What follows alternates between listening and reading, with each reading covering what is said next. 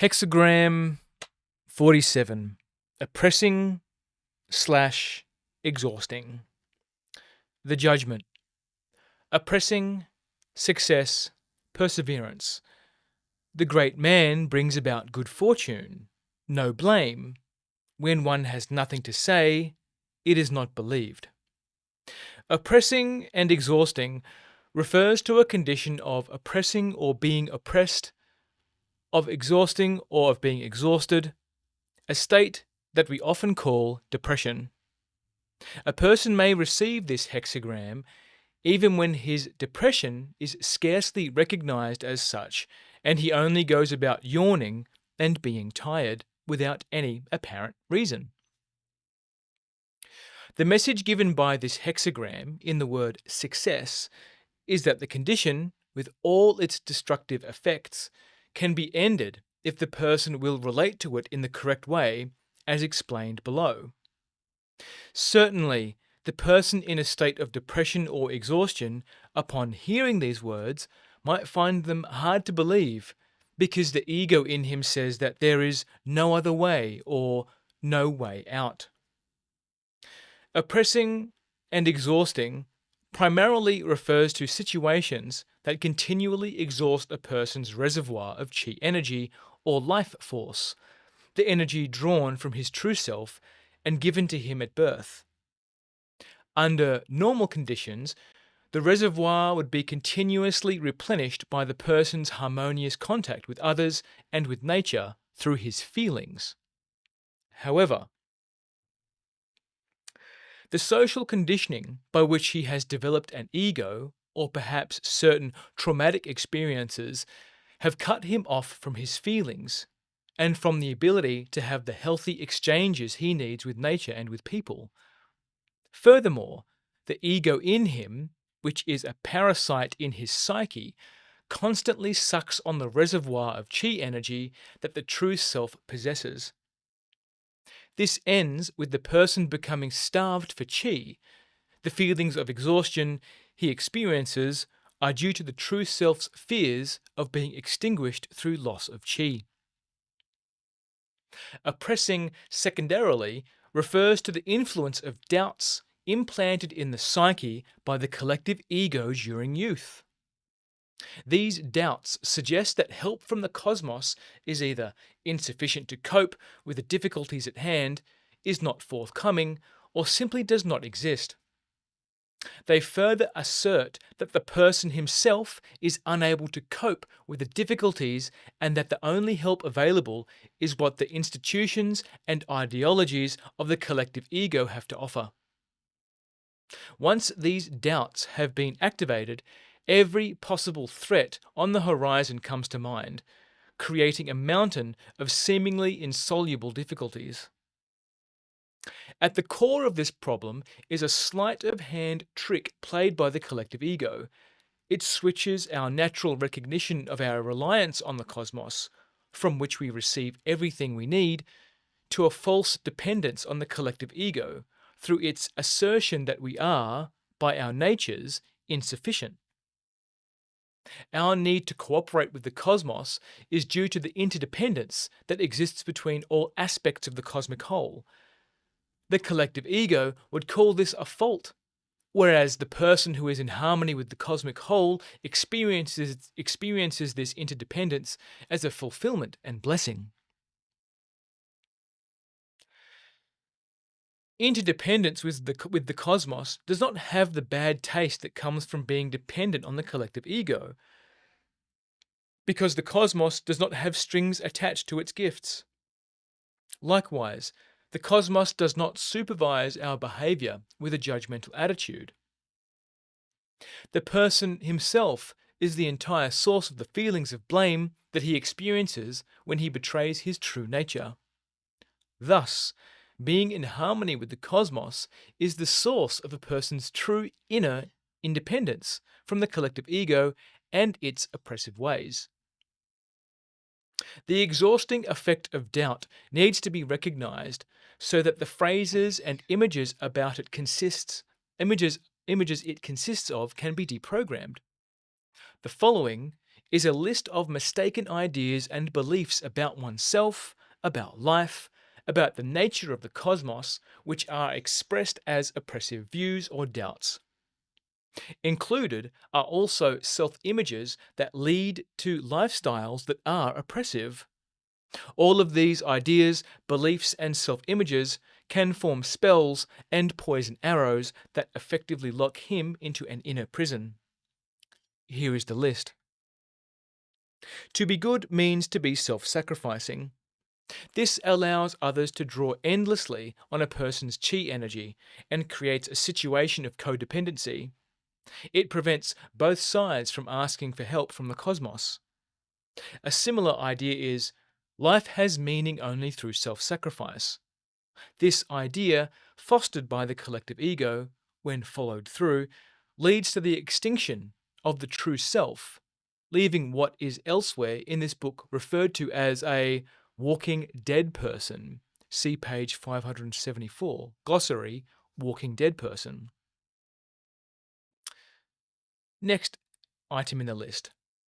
A person has no right over his own inner space. This allows others to repetitively encroach into his inner space and steal his energy. A person's natural inhibitions block him from experiencing life. This leads him to constantly override his natural inhibitions, causing him to enter a downward vortex that ends in despair. Next point, the body is a servant to the mind. This leads a person to indulge in work overload and can lead to chronic illness or burnout. See page 173, Hexagram 16, enthusiasm. Next point. The needs of the mind are more important than those of the body. This leads to neglect of the body in one way or another, causing its consciousness to suffer, which is the depression experienced. A person's identity is determined by what he surrounds himself with. This causes his personal space to become overcrowded, either by people, animals, or objects, or overgrown with plants. A person's freedom and independence come from his external circumstances. He is therefore cast into depression when those circumstances suddenly change. Love does not last or does not exist.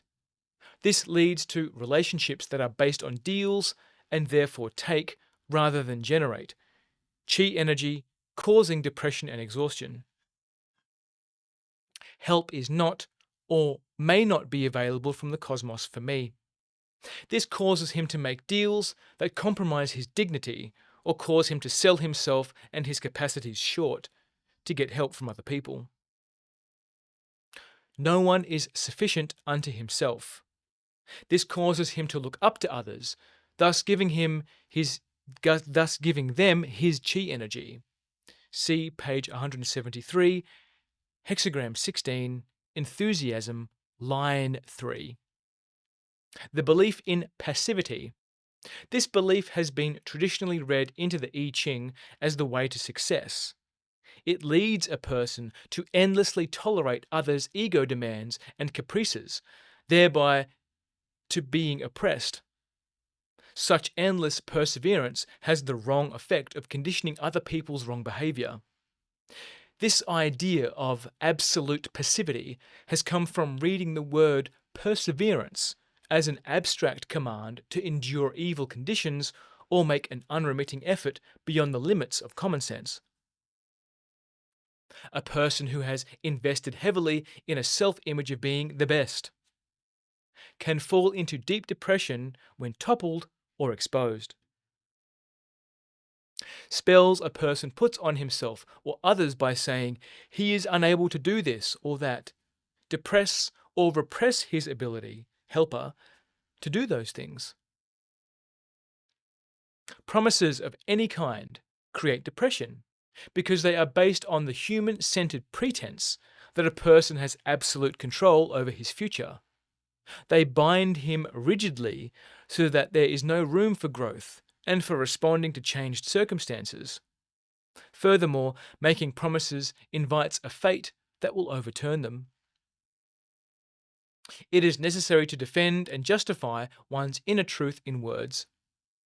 The person who does this throws his chi energy away and becomes exhausted through empowering the ego in himself, which is the element making the defense.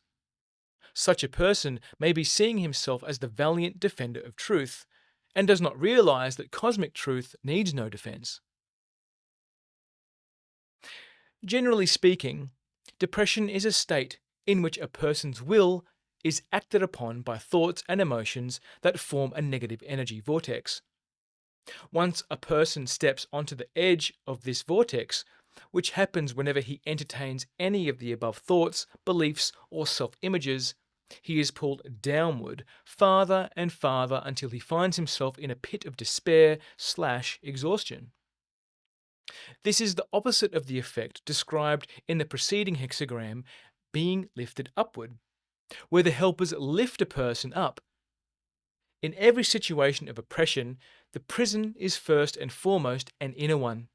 For even in the most desperate circumstances, the person who does not allow his will to waver draws all the energies of the cosmos to his help and protection. Thoughts and emotions that pull a person into the vortex are: it is too late to rectify matters. I'm beyond help. The situation cannot be changed. Self-accusations cite one's inadequacy, defective nature, and inability of having a relationship. Distrust, likewise, generates its own group of negative thoughts that make a person feel deprived or cheated, as in, everything's a lie. Beliefs in fate as an arbitrary and inevitable force causes a person to see himself as ill-fated.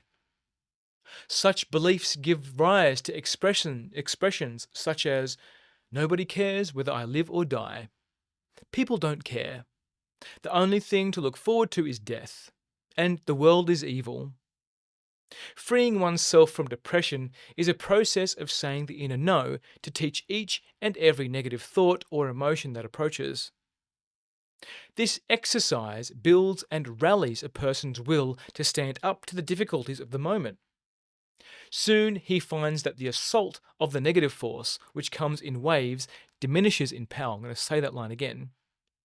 Soon he finds that the assault of the negative force, which comes in waves, diminishes in power. Throughout this process, the sage continues to offer him encouragement and inner nourishment. This resoluteness allows him to look for spells and poison arrows from which he needs to free himself. In looking for and deprogramming spells, phrases, ideas, and beliefs, he finds that the collective ego is the prison, and the individual ego is the gatekeeper. Dispelling takes them apart piece by piece, thus depriving them of their power. Once again, the person is able to breathe the clean, fresh air outside the prison and to see and feel the bountiful, beautiful cosmos with which he is reunited. This road to recovery is expressed in the words, "The great man brings about good fortune." The great man refers to the sage that helps break the spells. It also helps us recognize that the ego is an interloper in the psyche and not the true I. It pretends to be when it takes over to speak for the personality. It is the envious rival and enemy of the true self, constantly busy undermining and repressing it. Furthermore, it only uses the psyche as a springboard to attain recognition for itself. As an instrument of the collective ego and a parasite within the psyche, it will walk over the corpse of its host, if necessary, to attain its goal of either gaining the public's recognition or its pity. The first through attaining fame and immortality, the second through living up to the self-image of being the poor victim of a hostile fate. The depressed person may need to form one or more hexagrams and, with the help of the RTCM, identify the phrases and images which form the problematical beliefs. See page 540, Freeing Yourself from Seed Phrases and Images, and page 546, What are Projections, Spells, and Poison Arrows? And now we do the lines. Line 1. One sits oppressed under a bare tree and strays into a gloomy valley. For 3 years one sees nothing. One sits under a bare tree shows a person in a state of depression for one or more reasons. In one example, a person's efforts may have turned out to be fruitless, the bare tree, and he is accusing himself of being guilty for having failed. The effect of guilt is that it collapses a person's will to live, and on this account is life-threatening. Guilt is a term that has no cosmic basis, but was invented by the collective ego to keep the individual under its control. This line tells the person that his failure is a fate that has been caused by his having acted against his true nature. It further tells him that his present fate can be ended the moment he recognizes and frees himself from the mistaken ideas that have caused it. It is also telling him that he needs to stop blaming himself, otherwise he will create another fate. See page 39, Guilt, Blame and Shame.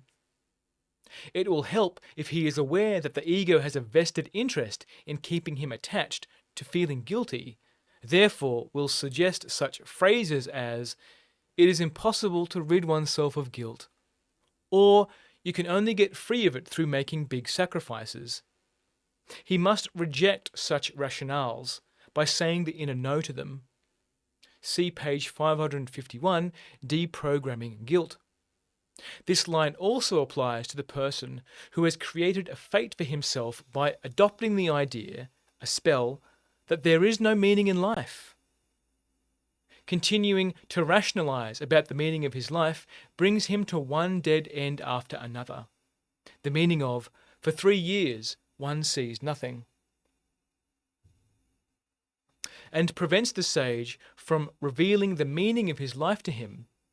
He needs to free himself from the spell caused by those original words.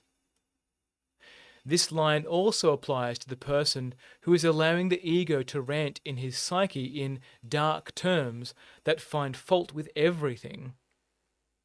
He allows it because he is still unaware that it is not his true self speaking, but an interloper that needs to be silenced with a firm will by saying the inner no to each of its phrases. Line 2. One is oppressed while at meat and drink. The man with the red knee bands is coming. So that whole line again. Line 2. One is oppressed while at meat and drink. The man with the red knee bands is just coming. It furthers one to offer sacrifice.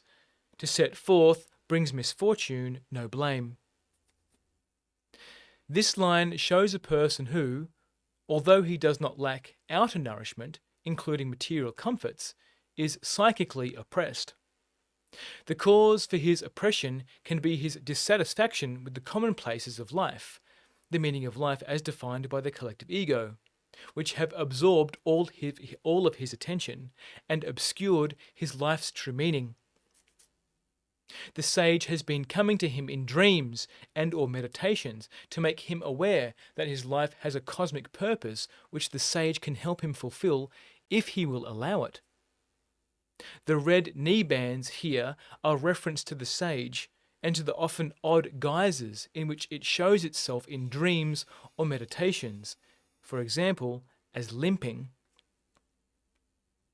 The cause of oppression can also lie in a number of mistaken beliefs a person has about his own nature. The most oppressed being that his animal nature is evil, or is the cause of evil, as has been pointed out in the main text of this hexagram. It is through his animal nature, bodily nature, that a person is connected with the cosmos, the source of his chi energy. By putting a spell on his animal nature, he has demonized it, and the chi energy is blocked. The above mentioned spell can be accompanied by a guilt spell that makes the person feel guilty every time he gives bodily expression to love. This feeling of guilt can be conscious or completely subconscious, but in any case, it draws on the reservoir of chi energy that has been given to his true self at birth by the cosmos. The reference to sacrifice in this line points to the fear of his true self of being sacrificed to his feelings of guilt. Reference to the man with the red knee bands can also indicate a cosmic intervention by the sage when a person is unconsciously giving assent to the execution of his true self because he thinks himself guilty for living. The intervention comes perhaps as a dream or an experience in meditation that shows him that his true self has become a stranger to him. For example, he may be seeing himself giving his consent to an execution, either his own or another's. The guilt spell has its roots in his having been told that his animal nature is the source of evil. If he will free himself of that idea and its associated guilt spell, he will be freed from all the blame, the meaning of no blame, and from the fate he has created. Otherwise, the misfortune indicated, the instinct of his true self, will run its course. This line can also refer to a person who has become one of the walking dead through consenting to the execution of his true self. He continues to live only by drawing chi energy from other people, animals, food, and from objects in his environment that are dear to him. This line is also given to a person who has been coping with a difficult situation with help from the sage, the meat and drink received, to help him understand why the situation lacks visible progress. Behind his depression is the ego, which is saying, I will only follow the sage's advice if the situation changes right away. Sacrifice here means to say the inner no to the ego and its demands, and reopen his mind. This will free him of the ego's oppressive influence. Similar interferences of the ego occur to keep a person from starting to cooperate with the sage, and thus prevent the person from obtaining the meat and drink offered by the sage. Maybe it would be better if things did not work out. It's not possible to get rid of my ego, and it might not even be desirable. Maybe I won't be able to afford the change. Maybe we wouldn't like each other after all, etc. The line may also point to the ideas that feed the ego, by claiming to help the person develop his higher nature, as by becoming a hero, and shed his lower nature. The idea of developing his higher nature is associated with public recognition for doing good works, achieving victory in war, or victory over ignorance, as defined by the collective ego. The ego is similarly fed by a person's identification with the heroic, as by reading novels or by identifying with social groups that perform good works. The inflation of the ego that occurs through a person's identifying with others blocks the renewal of his own chi energy that would come from his honoring his own true nature. To free the flow of his chi energy, he needs to free himself from the spell he has put on his true nature by dividing it into higher, heroic good, and lower, non-heroic and evil aspects. Such a division has placed a guilt spell on his lower nature. See page 550, Deprogramming Procedure, and page 551, Deprogramming Guilt. Line 3.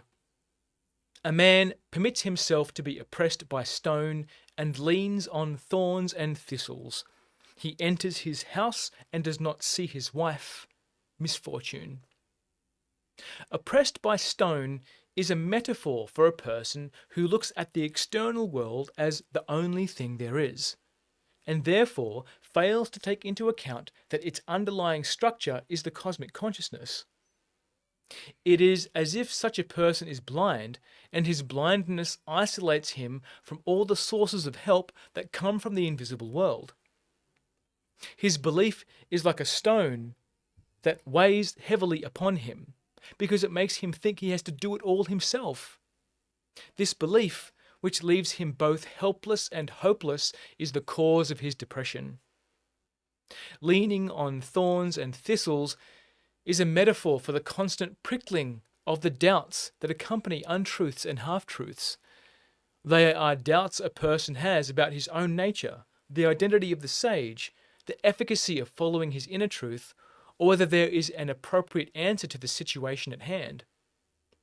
The untruths and half-truths behind such doubts need to be identified with the help of the sage and the RTCM, and deprogrammed through saying the inner no to them. It is never necessary to live with doubt and uncertainty, since the sage is ever present to help the person see the matter with clarity. Being oppressed by stone also refers to people who construct or adopt philosophies based solely on thinking and fantasizing as their guiding principles, as is the case with materialistic or existentialist philosophies. What renders such constructions lifeless and oppressing is their purely mental nature, which is divorced from any feeling understanding of nature's ways. These philosophies survive mostly because they flatter the mind's image of itself as superior to feeling. Another example is the belief that the world is divided into spirit and matter, with spirit being conceived as a thinking consciousness that has importance of purity, and all other things as having importance only inasmuch as they serve the thinking consciousness. I'm going to say that line again. Another example is the belief that the world is divided into spirit and matter, with spirit being conceived as a thinking consciousness that has importance or purity, and all other things as having importance only inasmuch as they serve the thinking consciousness. In this thinking, everything outside the thinking consciousness, including all animal species, plants, and the earth itself, is reduced to matter. The misconceptions that come from such thinking divorce a person from the cosmic whole and prevent him from receiving the life-renewing chi energy that would otherwise come through his feeling connection with the cosmos. Particularly affected is the person's ability to love and to care. Beliefs that oppress a person's caring also oppress his creativity. A related belief that causes oppression in one that sees nothing after death. I'll say that line again. A related belief that causes oppression is one that sees nothing after death. It contains the implication that life has a beginning and an end, denying the basic continuity of life as consciousness, whether it is compressed into visible form, body, or exists in an invisible form. See page 559, glossary, death. A person can also receive this line after putting a matter in the handle of the sage or the helpers. He has then interfered in their transforming it by falling back on conventional answers and solutions. This line informs him why the problem has not been resolved. It is also saying that he may not acquire cosmic help so long as he persists in interfering. Line 4. He comes very quietly, oppressed in a golden carriage. Humiliation, but the end is reached. The carriage, in the I Ching, is a metaphor for the helpers of the invisible world that help a person make natural progress. This line shows the helpers oppressed because the person does not acknowledge their existence. Instead, he allows the ego to lead his affairs by relying on conventional means of protecting himself or making progress, such as by relying on policies, contrivances, mechanical cures, or other uses of power. If he continues in this way, he will create a fate. With a slight change of emphasis, the golden carriage can refer to a person who is forced to go the conventional route. Example, hire a lawyer, as in divorce. However, because he recognizes that employing this kind of help is only an outer necessity and that success really depends on the helpers, a good end is reached, despite the humiliation of having to follow this process. This line can also indicate a person who is weighing whether it is correct to give up his dependence on rational thinking and follow the way of the sage. Although he has had good experiences in following the sage's guidance, the golden carriage, he feels guilt because what he has experienced does not coincide with his previous belief. This conflict is the cause of his depression. If he recognizes that guilt is a mistaken idea of the collective ego and asks the sage to help him end the spell that guilt created, he can end the conflict and its humiliating consequences. Being oppressed in a golden carriage can also refer to a person who has a fixed negative image about what will happen in the future. He imagines a bad outcome to the present train of events, or thinks the worst about someone to harden himself against him. These fixed ideas are the golden carriage mentioned, in that they keep the person from being disappointed when he fails in achieving his goals. I'll say that line again. These fixed ideas are the golden carriage mentioned, in that they keep the person from being disappointed when he fails in achieving his goals. This extremely common mindset is often accompanied by the rationalization: I always expect the worst, and if something good happens, it's a pleasant surprise. Having such views ensures that the goals will not succeed. The person needs to free himself from the power that exists in negative thinking by saying the inner no to it and by making his attitude neutral in regard to the future. See page 533, Centering Yourself. The golden carriage is also a metaphor for the help the sage can draw from the cosmos on behalf of a person. Here, however, the sage is kept in waiting because the person is arrogantly presuming that he has a right to be helped and is regarding the sage as his servant.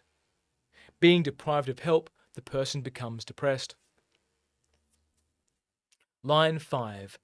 His nose and feet are cut off. Oppression by the man with the red knee bands.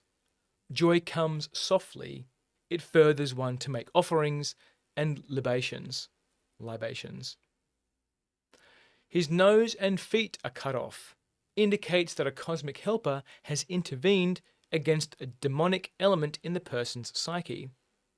At first, the person feels as being oppressed or punished by a higher power, whereas in reality, a helper is restraining him from a desire that would create danger for him. Offerings and libations is a metaphor for counseling the person to apologize to the cosmos for incorrectly blaming it. Apologizing does not mean to get on his knees or prostrate himself, but simply saying from his heart, I'm sorry. It is only the ego that would demand a person to throw away his dignity. The metaphor of the nose in the I Ching stands for the inner sense of smell, which normally tells a person that something in this situation smells bad. This protects him against being irresistibly attracted to a dangerous idea coming from the ego in himself or in another. When a person regards his mind as a reliable judge of ideas and people and disregards his feelings as unreliable, his inner sense of smell becomes demonized and made inoperative. This exposes him to the danger of falling into an unqualified attraction to the dangerous idea or person. The nose being cut off means that the helper that counters demonic elements has intervened on his behalf to bring him back to his inner sense of smell, which has now caused him to recognize that he is fed up with the situation, a correct response. The metaphor of the severed feet can indicate that the helper that counters demonic elements has put a firm grip on the imp that is blaming the person's feelings of oppression on the cosmos by saying it has led him in the wrong direction. The intervention of this helper has now put him back in touch with his common sense, the meaning of joy comes softly. This line may refer to one or more beliefs which are put forward by such imps that life on earth or in a body is hell and a punishment, or that the universe is hostile, or that he is ill-fated. What the person seeks as punishment is the automatic cosmic response to his discord. This response functions like a law of physics, in that the person meets the limits that apply to human behavior. Cosmic limits are like invisible walls people bump into when they act outside the limits set for humans. These limits actually serve to protect them from the egos in them, and to bring them back to their senses. The cutting off of the nose and feet refers to the humiliation a person feels on bumping into his limits. Such a person can correct his situation if he recognizes his true place in the cosmic whole and rejects the ego's arrogance in proposing that limits do not apply to him. Joy comes softly when he begins to take his true place in the cosmic whole. Line 6, and then I'll do my contemplations. Line 6. He is oppressed by creeping vines. He moves uncertainly and says, movement brings remorse. If one feels remorse over this and makes a start, good fortune comes. Creeping vines refer to the tentacles of negative thought processes that return a person to depression after he has become free of it. Specific negative thoughts that pull him back into old patterns of thinking come from teachings he has learned previously from the collective ego or from people who have represented its viewpoints. This happens because he has not fully validated his ability to listen to his own inner truth. As long as he validates these others as more important than himself, he will move uncertainly, and fear that listening to his inner truth will bring remorse. If, as the line says, he feels remorse over this degraded view of himself and makes a new start by consulting, I'm going to say that line again. If, as the line says, he feels remorse over this degraded view of himself and makes a new start by consulting his inner feelings, he will gather the support of the cosmos to help him find the correct way. This line can also refer to a person who has been intimidated through conditioning into feeling a collective responsibility for what his family, nation, or species has done. His only responsibility is to say the inner no to what others do that he feels to be correct, and thereby to withhold his inner assent. In this way, he remains free of blame.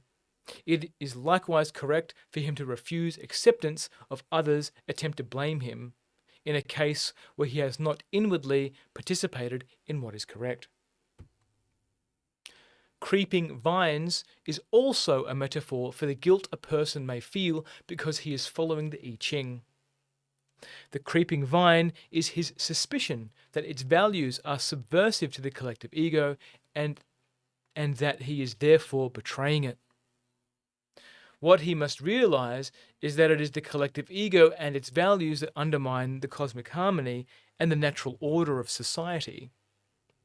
An example is the cosmic virtue of loyalty to one's inner truth. The collective ego appropriates this loyalty by setting it up as a virtue that he needs to develop. What it means is that the person should be loyal to the collective ego's values. The collective ego demands that he renounce his inner truth whenever it conflicts with loyalty to his partner, family, nation, race, or creed. However, only by following his inner truth can he be in harmony with himself and with the cosmos. If he will reject his mistaken guilt, he will free himself from those tentacles and the oppression that they cause. See page 551, Deprogramming Guilt. My contemplations. Okay, so when did I get this? I got this. Now, if you're new to this and you want to contemplate this text, it's really important that you develop a relationship with it, like you would anyone or anything. Okay, let's have a look at the notes here. Because when you ask the sage questions, when you communicate with the book, communicate with the text, it's helpful to know the questions that you've asked, where you're up to, and for me, this year I got this, the end of this month, end of March. And for me personally, adopting this text and the I Ching as a source of cosmic wisdom, I've gone to some places this month where like my cash flow has dried up. Where December last year I was looking pretty good.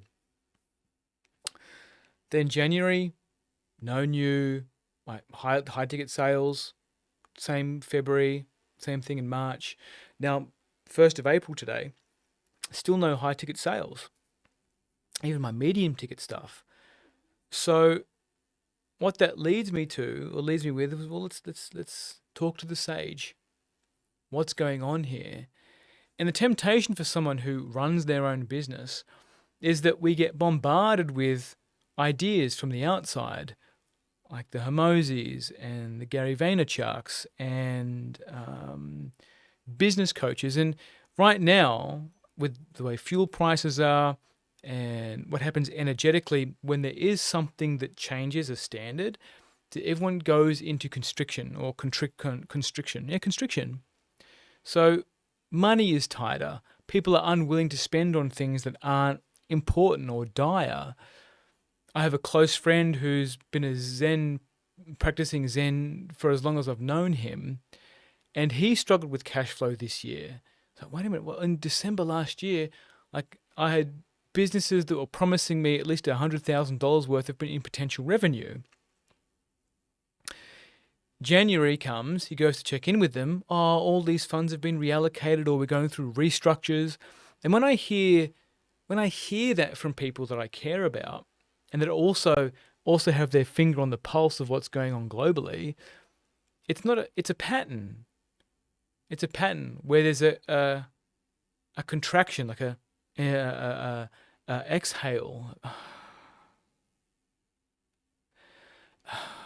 and you can hear it in the exhausting, the oppressing. Oh, fuel prices. Oh, like no one's buying. It doesn't matter how much I market or how much I change my offerings or how much I do reach out. It's like, oh, no one's buying. It's my fault. I've done something wrong. And in this, one of the lines there, I'm going to jump around a bit here. One of the lines there spoke about how the helpers come in and limit what humans are allowed to do or we are allowed to do. And when I read that line, because I've read this before, and when I read that line just then, it reminded me of an oracle deck that I was using for a while. Cannot remember how long I was using it for. But it was an oracle deck that was designed by a wizard in Dartmouth in England.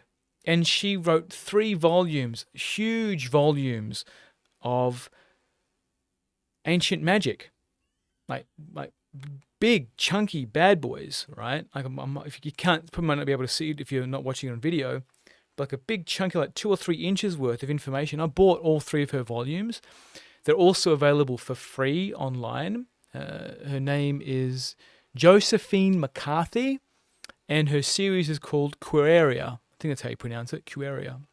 Anyway, I bought this particular oracle deck because it had a power in it that I wanted to understand.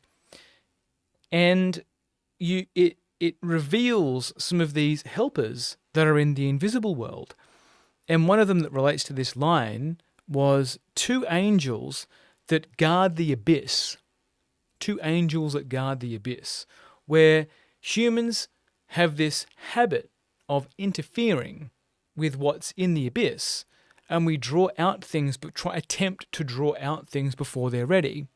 So these angels just casually, metaphorically, cut off our hands to stop us from pulling out of what is not ready to come out of the abyss, because we are very powerful beings. And when I see schools of business manifestation or collective ego type structures, I'm brought into question, is that aligned? Is that really attuned to the cosmic whole? Sometimes I ask the sage, are they attuned? And then a lot of the time the sage starts giving me double negatives because it's none of my business. It's actually none of my business. I just really need to focus on me. But by looking outside of the self, that's an egoic thing. But by centering myself and coming into myself and being, well, what's important? Like, I know my body knows what's important. What's the next one thing that I need to do? And there is no separation of business and me. It's just me. And what this hexagram has exposed for me again is that I get so attached to how I need to look like in the collective ego. For example, I'm a man. I've mentioned this before in other contemplations. I'm a man. Therefore, I must, right, spells, I must protect, provide, and serve for my family. In that, self-sacrificing shows up. In that, pushing beyond what my body is telling me to stop. Over the last couple of days, because I've been so low on cash flow, I've been punishing myself by not eating food. And I watched myself do it. I'm like, this is insane. What's going on here? Like I haven't generated another client, or another client hasn't been attracted to me, or it's not time for this yet. And I'm punishing myself by not giving myself like tasty food. Like Cassie bought some raspberries, and I'm like, I'm not allowed to eat those. Those are for my kids. Only they are allowed to eat them because I need to sacrifice to serve them. It was insane when I caught myself thinking it, right? But this is how the collective ego perniciously and subconsciously gets into our process. And what's really important here is the chi energy piece and the connection to other people. Because as I was reading chi energy, I have a number of ex-clients and clients while they're working with me. I recommend specific practitioners for them to go see.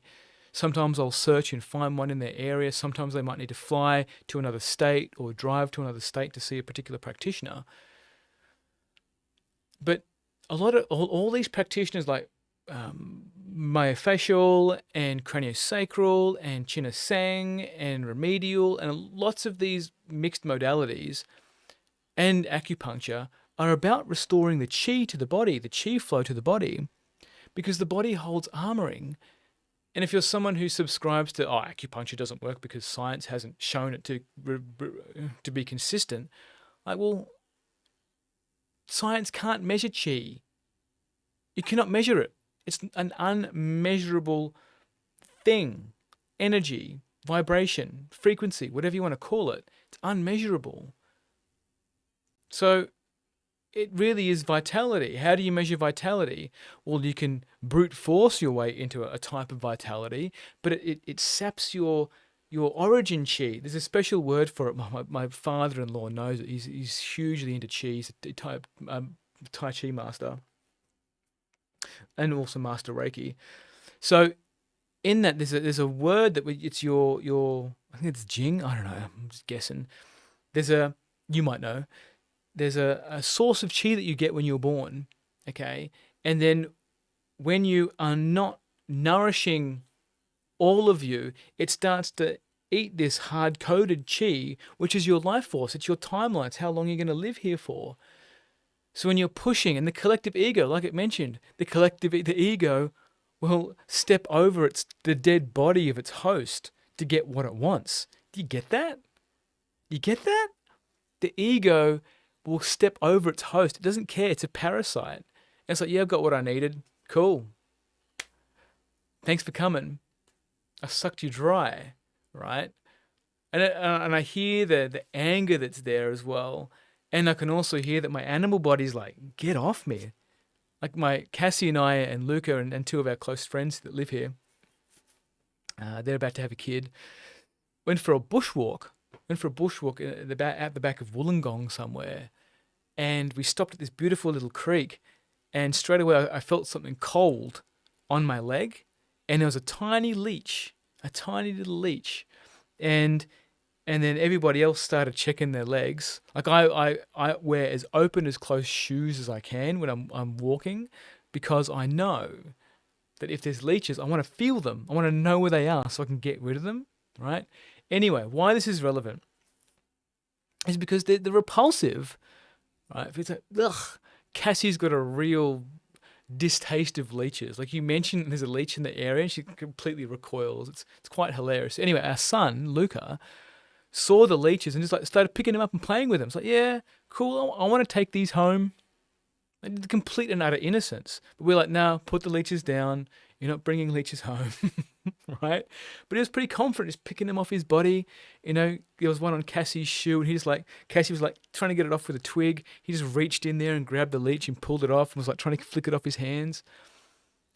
But in that, can you feel the conversation around a leech and the parasite? And we don't treat the ego that way. The other part to this is the ego pretends to be the I. Pretends to be the I, right? And find a diagram that I made about the layering of the ego and the identity. All right, I found it. And I've actually stuck it into my next Substack. That'll be the week after this one. And what it was is I thought, wait a minute, people assume that there's sex differences. And then I'm like, well, it's actually more than that. Like I know that our trauma informs our attitude, which informs behavior, which informs some of the psychosomatic illnesses that we can end up with. For example, if you break a bone, it's not exactly a psychosomatic illness unless in the act of breaking a bone you were not present and you were thinking about something else. It's a rich tapestry. But what I've got here, so the pattern, I'm just going to read this out. This is a bit of a teaser for my Substack in a couple of weeks. So you've got the layer is patterns.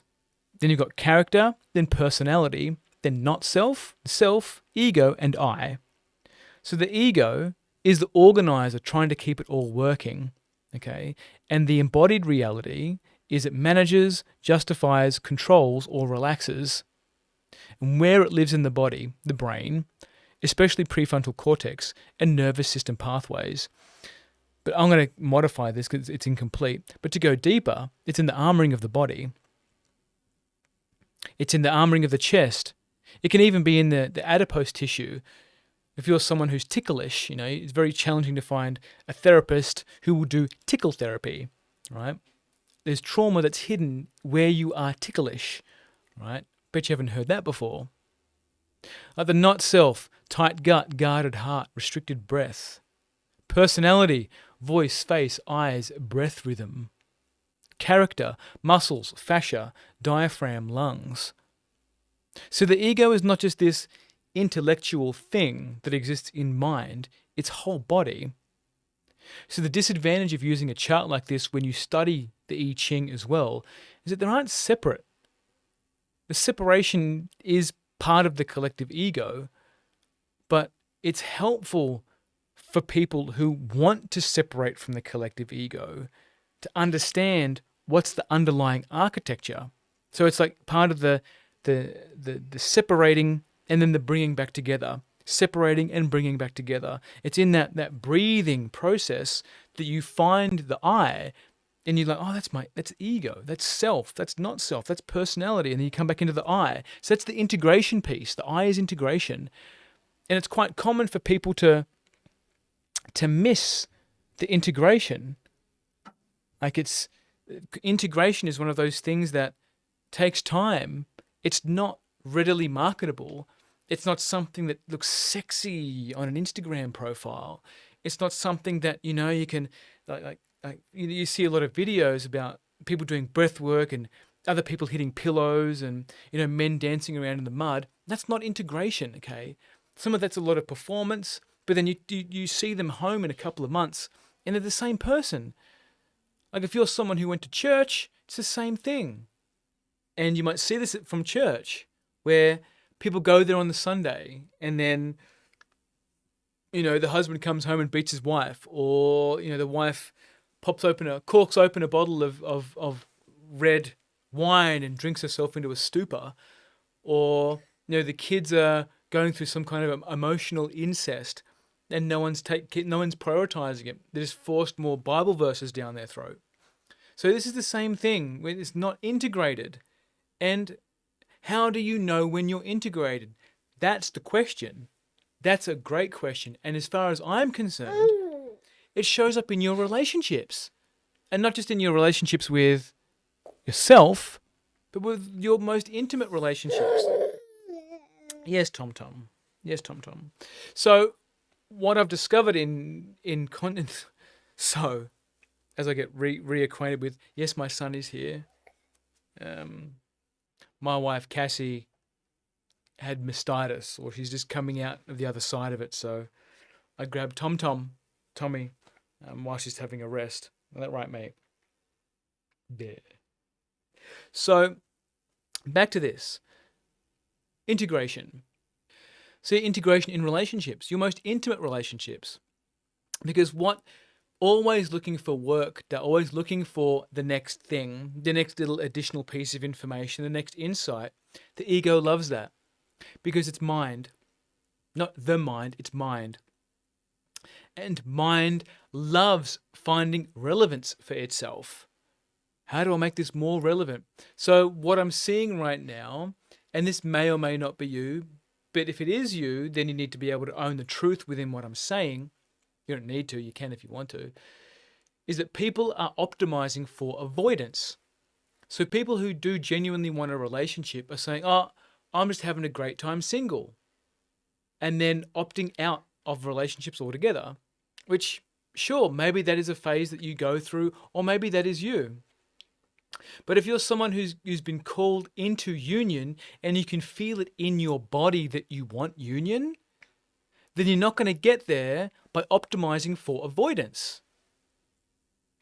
The way you get there is having a look at the underlying patterns, the character, the self, the not self, the ego, the I, to find the clarity. Who am I really? Do I want to get into a relationship because I have kids and I'm part of a community that looks down on people who aren't married? Do I just want to be single because all of my other friends are single and I don't want to be the one that needs to start again? Right? You need to understand and be with the phrases and the imagery and the imps and the demonic sphere of influence that's convincing you to not be yourself. Because the ego is self-perpetuating. That's right. The collective ego is self-perpetuating. It colludes with the same frequency of person so that it all backs each other up. Right? This person shares this person's content. Therefore, this person shares this person's content.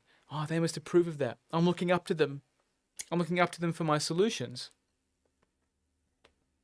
Sometimes you are called to work with someone. You feel it in your bones. My God, I really want to work with that person. Then it really is up to you to ask the sage and the helpers to make that thing a reality. Because if you're trying to brute force your way into whether it's financial or relationshipal or healthal, then you're going to be creating fates and perpetuating what already exists. But to really surrender to the cosmic whole takes a lot of willpower. Not willpower, will. Because for me, like the temptation with not having the cash flow that I expected to have in first quarter,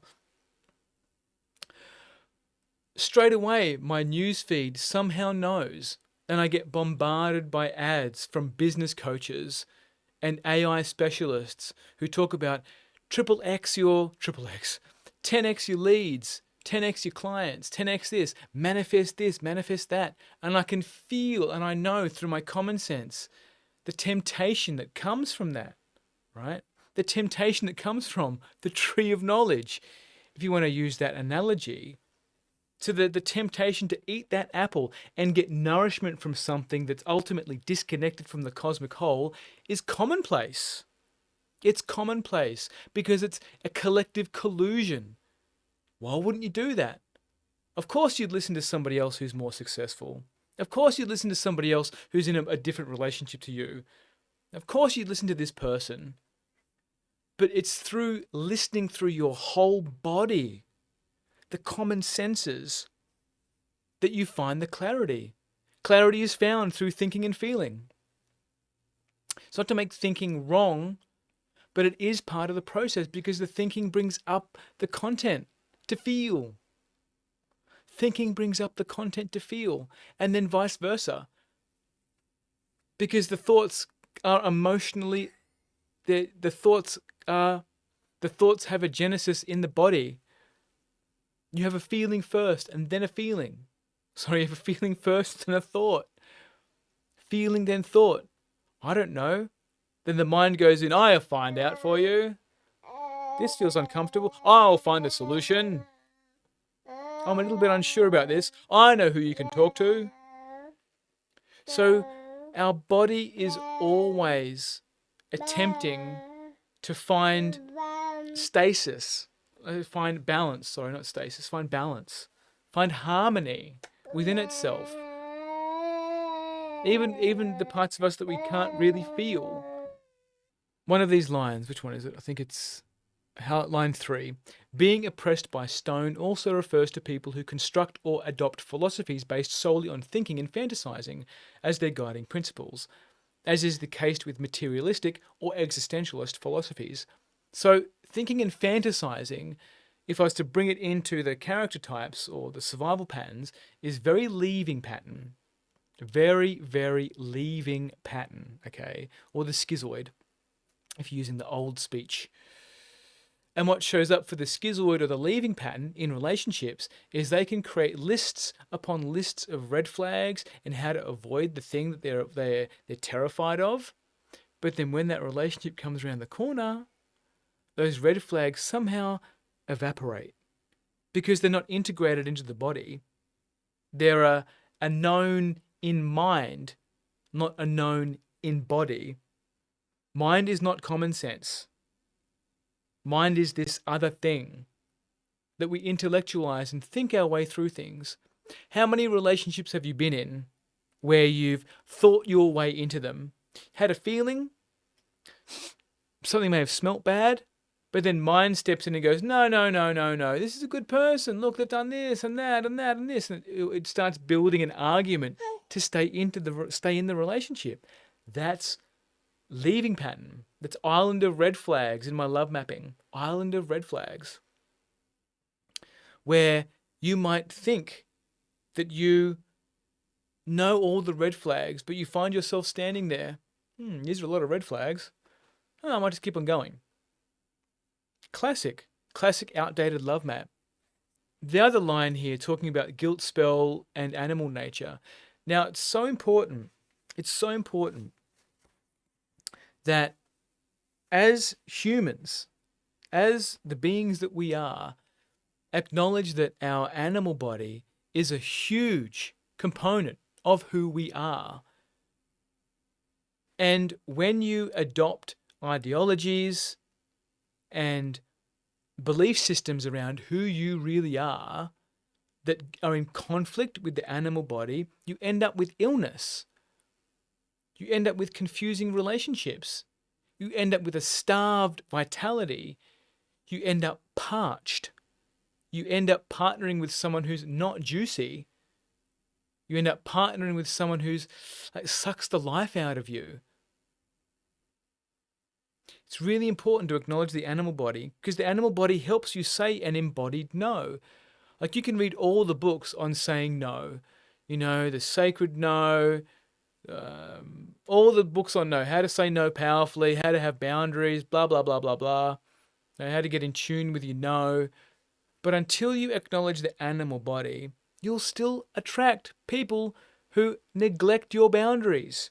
You will still attract people who don't give a shit about your no because your no is not embodied. It's this intellectual thing. I just needed to reclaim a no. Yeah, okay, that's a great placeholder. That's a great waypoint. But if you don't connect with your animal body, the part of you that wants to be here, the part of you that wants to enjoy life, your no is like wet tissue paper. So this weak, pathetic, meh, meh, meh. Right? You can feel it, right? You can feel the annoyance. You can feel the There's just no weight to it. But when you embody a no, like your whole body no, like no, no, no, that's not happening. I don't care. You're not doing it. Get away from me. Get away. Get back. I'm not going to say it again. No. This lands a bit differently. It took me a while to get there, but it just lands differently. I'm not actually trying to create a no while holding my son, while I know I'm safe. It's not a real situation, right? I'm trying to construct something. So your no is your no when your no needs to be a no. You can't perform a no. You can't perform a no, no matter how many times you try and do it. In fact, there's times when I've visited with other partners, going into a tangent here in the story, when one of my partners, we wanted to enact a RAPE fantasy. And I remember we started it out, and about 1/3 of the way in, I could feel like she's actually in overwhelm right now. She didn't say no, but I knew I needed to stop. So when someone has an awareness of their animal body, you can also detect somebody else's no who's unconscious of their yes. Because when somebody comes from a background of being violated, and she was multiple times by other partners and a family member, is that their no and their yes gets very confusing. The animal body no gets very confused, especially if there's SA, okay? I'm saying it like that because it gets black banned on YouTube. It's shadow banned on YouTube, right? Probably that gets me shadow banned too, talking about shadow banning. So what I want to get through to you is that it really takes human-to-human connection to reconnect you with your no. To know what that no feels like. To have it acknowledged sometimes even before it's been said. But that comes from people who understand the animal body. In psychodramas that I've helped recreate for clients, we've done SA reenactments where they need to get furiously angry, because what can happen is fawn kicks in or something else kicks in. You don't quite believe the anger. But until that person can believe their own anger and believe their own no, it's kind of just performative. Like a lot of manifestation techniques and a lot of affirmations, it's all performative. Send me money. Send me partner. Send me this. Like the universe is this magical genie that you can rub, and whatever you get just appears in your lap. It's not how it works. It's how the collective ego works. Collective ego will maintain that structure. For example, there's many successful people out there who are balls deep in the collective ego, and the collective ego will continuously support them through sucking other people's chi to maintain that performance. It's just me saying that, a few names of people will pop to mind. Big followings, big stage presence, referred to by other people. People post their quotes all the time. It's not real. It's fake. It's collective ego. And it's very attractive because it provides you with the metrics and the vanity metrics of what people think is success. This person's got XYZ, they must be successful, they must be onto a good thing. Maybe. But is it for you? Or do you just want to get that because it makes you feel famous? Do you want to rub shoulders with that person because you feel like the fame is going to rub off on you? And all of these come back to depression. Comes back to depression. Alexander Lowen said depression is anger turned inwards, where you betray yourself. Self-betrayal. Betrayal in the body. When you don't live your aligned truth, you don't live who you really are. You live somebody else's life. And it starts in childhood. You're convinced to live somebody else's life in childhood. And it can be devastating for someone who ends up in depression. Like one of my closest friends cycles through depression. because part of him doesn't believe that he belongs here. When you don't feel like you belong, because that anger of not belonging has been turned inwards. You're not allowed to feel that. Right? Do I even belong in this family system? I can't feel that. Once you give the body permission to feel, it lets go of the charge. You're allowed to be, Mum, Dad, I hate you.